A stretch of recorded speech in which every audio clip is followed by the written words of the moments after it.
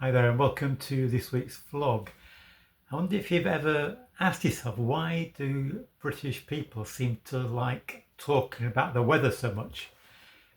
Meet a stranger and you don't know what to say. Usually it's, well, it's a lovely day today, or a bit wet today, or something about the weather. We love to talk about the weather. I wonder why that is. Is it because, or is it partly because our weather here in the UK is so variable, so changeable?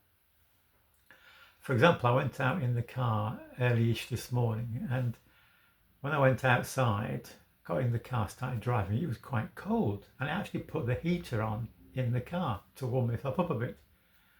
So I went somewhere for a little while, and then on the way back, the sun had come out, it was really hot, and I put the aircon on, and that's just in probably less than a couple of hours. The weather had changed so much. But of course, life is a bit like that, isn't it? Life is changeable.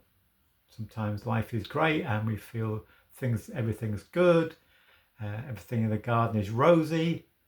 Other times, life is really tough. We're struggling. We don't know how we can put one step in front of another. I got thinking about that when I opened my Bible app on my phone this morning to read today's verse. And today's verse comes from the book of Deuteronomy. I'll read it to you in a minute. But to introduce the verse, I want to tell you a little bit, or tell you about my favourite Bible character, or one of my favourites, and it's the character Moses. Now, Moses, as you probably know, was a Hebrew, brought up as a Hebrew, slaves in Egypt. His mother hid him in the bulrushes. Pharaoh, the king of Egypt's daughter, found him and brought him up as her own. He was brought up in a royal palace.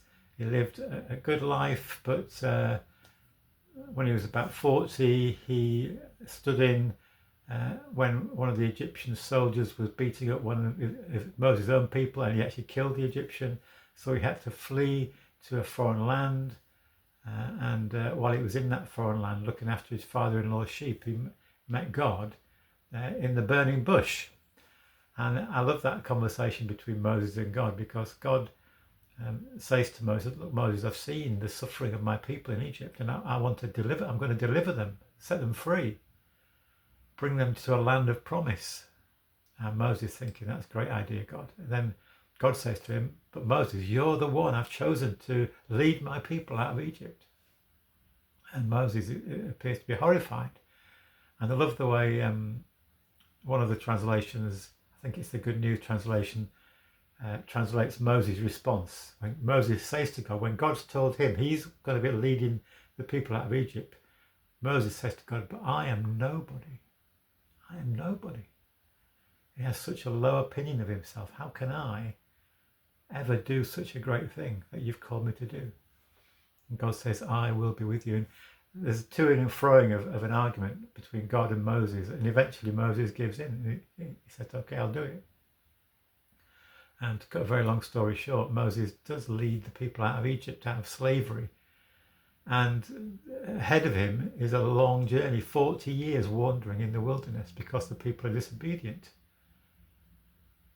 But eventually they get right to the edge of the promised land. And Moses actually can see the promised land. He goes up on the mountain, he sees the promised land, but God says to him, Moses, you're not going to lead the people into the promised land.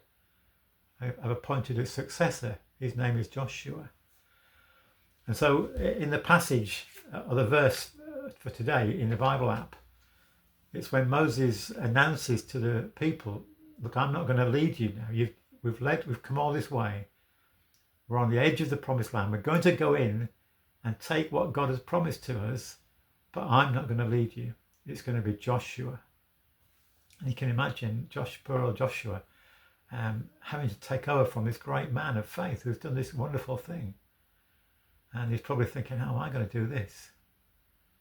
I remember when I was active in the Methodist ministry, whenever I moved to a new place, if that my predecessor has been somebody who did a fantastic job, who everybody loved and appreciated it, it was so much harder for me to enter into that situation. But if my predecessor was somebody who well, people didn't really appreciate him all that much. It was much easier in some ways.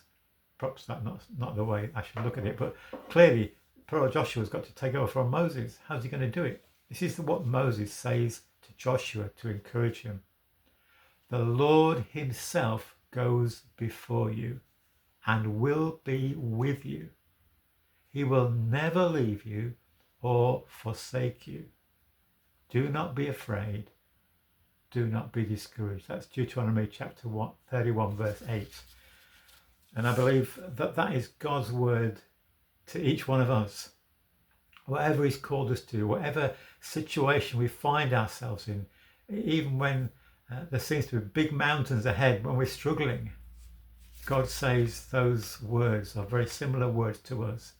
The Lord himself goes before you. So whatever we face in the future, God is already there before us. The Lord will be with you. He is with us. He's with us constantly, even when we cannot see it. He will never leave you or forsake you. Never. So do not be afraid and do not be discouraged. Isn't that a wonderful promise from God? Yes, it was originally said to Joshua, but it's God's promise to you and to me. I will never leave you. I will never forsake you. And that should be a wonderful encouragement to each one of us. So that's today's thought. Hope that's of some encouragement to you. So God bless you. Thank you so much for listening today.